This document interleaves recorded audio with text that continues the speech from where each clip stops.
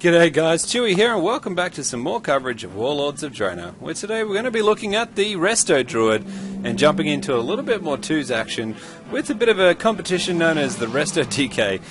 It's really awesome, so basically my one job is to keep the DK alive and hopefully if I do get hammered, keep myself alive and then we should take the win in the process. So the team we're coming up against is an Arms Warrior and a Frost DK. I think this will quite an interesting match, so they can either really focus on some significant damage to me, but yeah, let's see how it goes.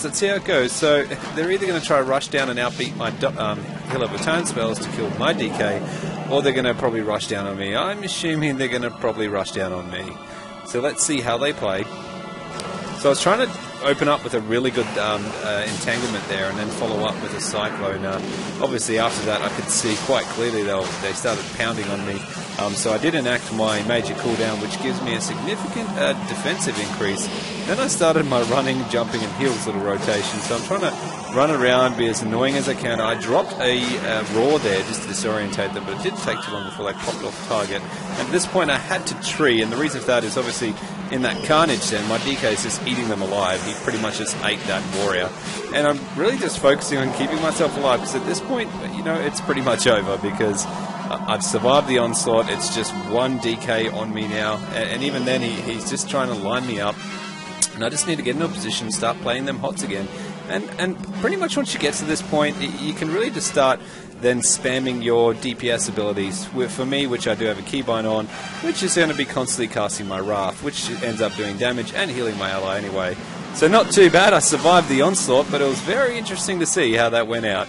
Alright, let's jump into some more and see what else we can come up in this team matchup. And for our second comp, we're up against a DK Hunter. Oh, not too bad, a Survival Hunter, so a lot of dots application there, and again, I guess we're just going to roll with it again. But we probably should go for the Hunter, because if it's DK versus DK, it's pretty even then. Pretty even for a mirror matchup, I should say, but it can be very monotonous if I do get dropped in this, but hopefully I don't. So I guess same tactic again, guys. What I like to do also with the Druid is, because just about everything we do is a heal over time, I like to apply my hots on him before he gets out there in battle. So you can see around the 2 mark, I start applying just like a range of Life Bloom, and then I try to proc up as much as regeneration as I can. Then I go into stealth. So that way he's got a little bit of regen sitting on him.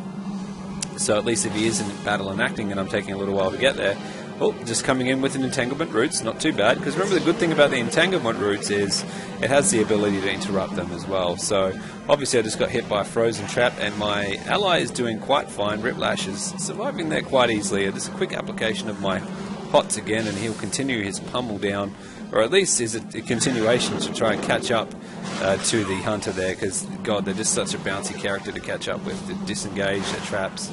Yeah, they're a pain in the butt. So that was a beautiful little follow-up there. They're not really putting much pressure on me, so if they're not putting much pressure on you when you are playing the Restoration Druid, it's a pretty good idea to get in some of those regrowths where you can, because they're absolutely awesome. You know, you're not only getting the heal, but you're also getting the application of the increase of the periodical healing as well. And it's really kicking off. So obviously he's down at about 50%.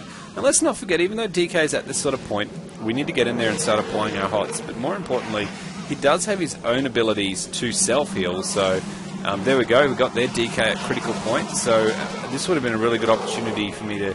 Oh, there's a Disorientate. Then it comes up with a Cyclone. Can I... Yep. Boom. So I did a bit of a combination there. I went for the Disorientate to knock him off guard. I then used my Typhoon to knock him back, and then I followed it straight up with a Cyclone to give him in that invulnerability state. And you can see there, I'm just trying to get into a position where I can start using my Wrath ability on him, but too late anyway. My DK power killed him, so it's all good. I just need to get in a nice little sneaky position where I can start dropping my heal over time spells back on my DK, making sure that the Hunter's not going to kill him, because that's going to be a pain in the butt for me. I hopped into kitty form there for a second, I'm not sure why. Another thing you could also go for, guys, is if you want to go for increased DPS sort of build, you can also go for the stat build. It's another way of playing it, but all in all, not too bad. Let's jump into one more and see what we get. Alright guys, so we're versing a Disciplined Priest and Affliction Lock. I'm not going to lie, this is going to be a long one. You know, usually whenever you verse a heals comp, it's going to be long. So, and Discipline, you know, yes, they're affected by the debuff you get. So the longer you stay in an arena as a healer, your heals become less effective. Otherwise, it would just go on for the whole time, right? So it's got a rigs it up a little bit. And the annoying thing with the Priest is, even though the Disciplined Priest can heal, he has a lot of shielding capabilities, which I'm not quite sure if it shares the same debuff, because I think it's just periodical healing. I'm not too sure. I'll probably have to look into that, actually, but still, he's just a pain in the butt, honestly. So what I was talking about in my last video is one of your talents allows you to increase the damage you do significantly. So you can choose that and then transform into kitty form to do some significant melee DPS if you want to do some off DPS. But I kind of, at this stage, I'm not quite up that level to swap into that. I go for the buffed up version of the Wrath, which basically means every time I do cast Wrath, it will deal damage and also apply healing to the higher effect of that to my ally nearby. And that's the sort of way I go for. And obviously I'm versing an Affliction Lock here. I probably should have got rid of some of those curses. The risk with debuffing some of those curses is, obviously with Unstable Affliction, you're going to get that hit off there, and more importantly, you know, you're going to get that silence and that interrupt, which is a pain in the butt. So I decided just to wear the dots and run around with them.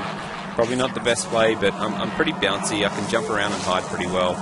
And really, all this match is about is, it's really up to our DPS. So their HOTS DPS is going to be, or their Warlock, I should say, is going to be trying as much as he can to fear me, you know, interrupt me, disable my heals, so that way the dots that he's applying on my DK that will eventually kill him. Obviously my goal here is to, you know, use as many Typhoons as I can as Cyclones to follow on from his Strangulate. So we want to be doing that sort of stuff, and I guess he's just going to be really keeping that consistent pressure on the Priest.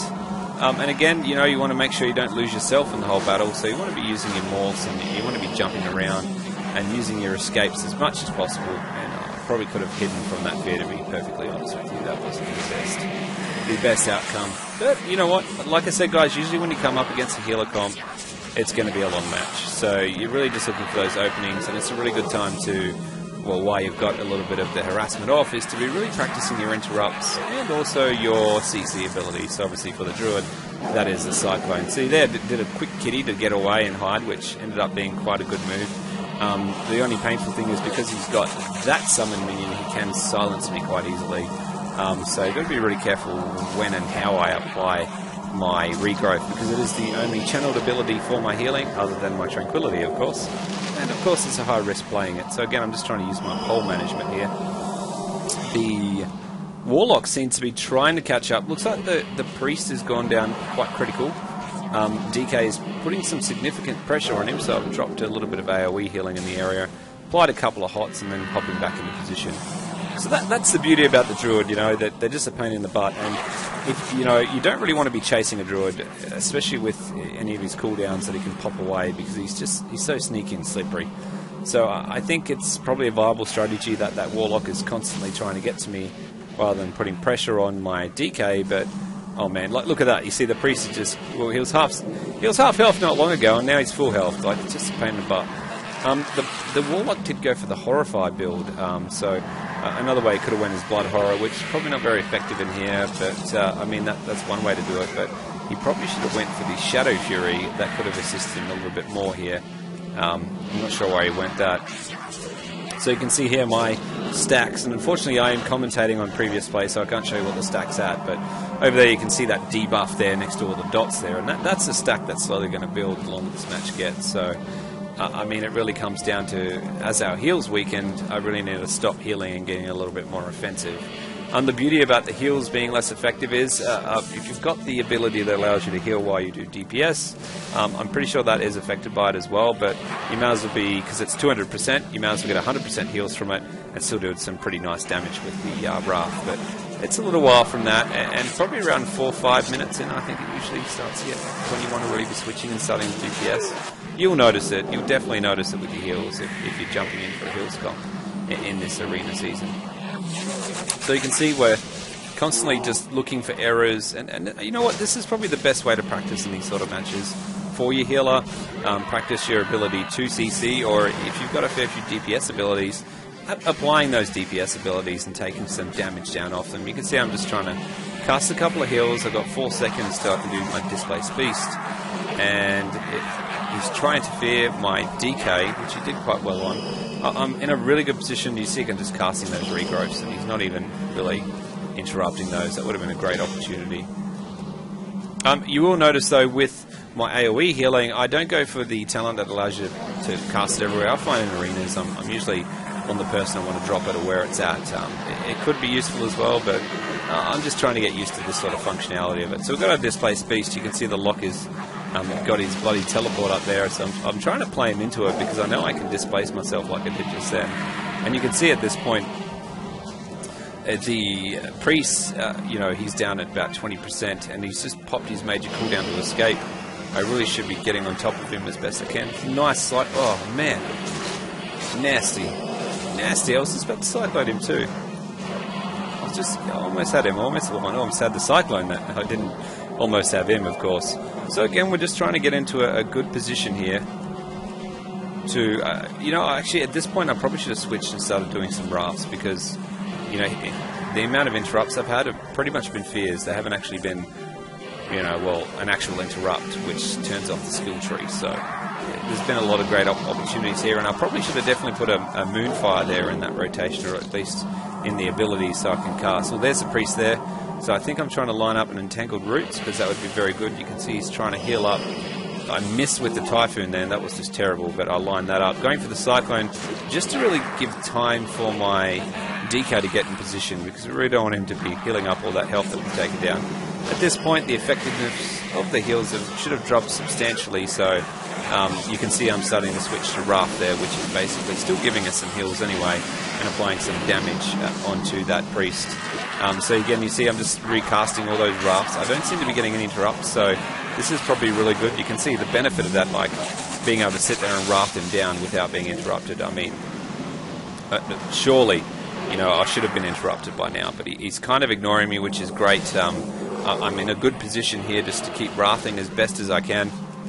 Come on, line up that. Oh, we're going for the regrowth, and the reason why we went for the regrowth, as you can see, well, there you go, that our DK power's just healed up substantially, and there we go. I've gone to tree mode just to really boost up his healing, because at this point, if we lose our DK, we definitely will lose.